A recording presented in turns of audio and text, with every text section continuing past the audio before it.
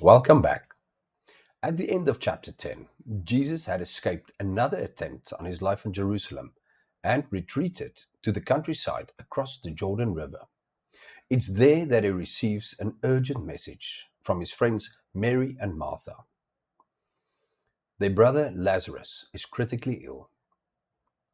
The sisters send a simple but faith-filled message: Lord, he whom you love is ill. They know Jesus' love is all the reason he needs to act. Jesus' response is perplexing. He says, "This illness does not lead to death. It is for the glory of God, so that the Son of God may be glorified through it." Then the scriptures tells us that even though he loved Martha, Mary, and Lazarus, he stayed 2 days longer in the place where he was.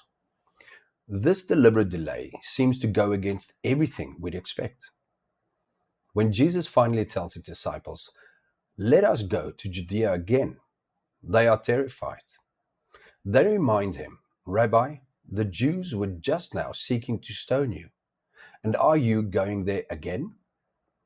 Jesus assures them that as long as he is walking in the day, meaning in the will of his Father, he is perfectly safe. He then tells them plainly, "Lazarus has died, and for your sake I am glad that I was not there, so that you may believe." His delay had a purpose: to create a situation so impossible that only God could resolve it, thereby building the faith of his disciples. When Jesus arrives in Bethany, Lazarus has already been in the tomb for 4 days.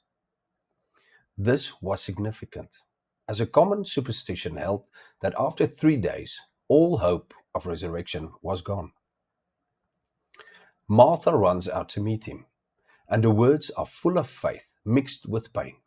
"Lord, if you had been here, my brother would not have died." She affirms a belief in a future resurrection, but Jesus brings that future hope into the present moment with one of the greatest "I am" statements in the Bible. "I am the resurrection and the life. Whoever believes in me, though he die, yet shall he live." He is telling her not to put her faith in a future event or a doctrine, but in a person, in him. He is the resurrection. When Mary comes, she falls at his feet, weeping, saying the same thing Martha did.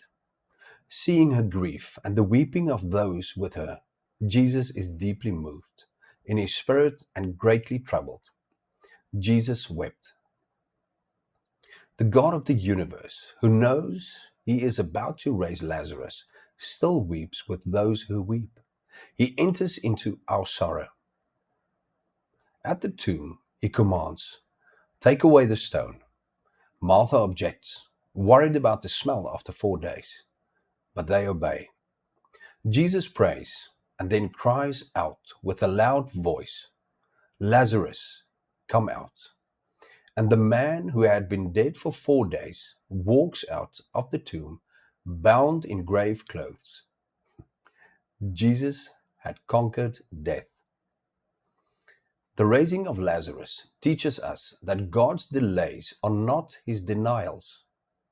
Jesus waited, allowing a situation to go from bad to worse, to completely impossible, also that God's glory could be displayed in the most spectacular way.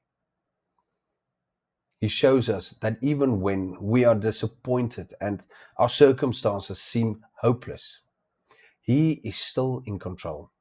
And he reminds us that our ultimate hope is not in a future event, but in a person, the one who is the resurrection and the life itself.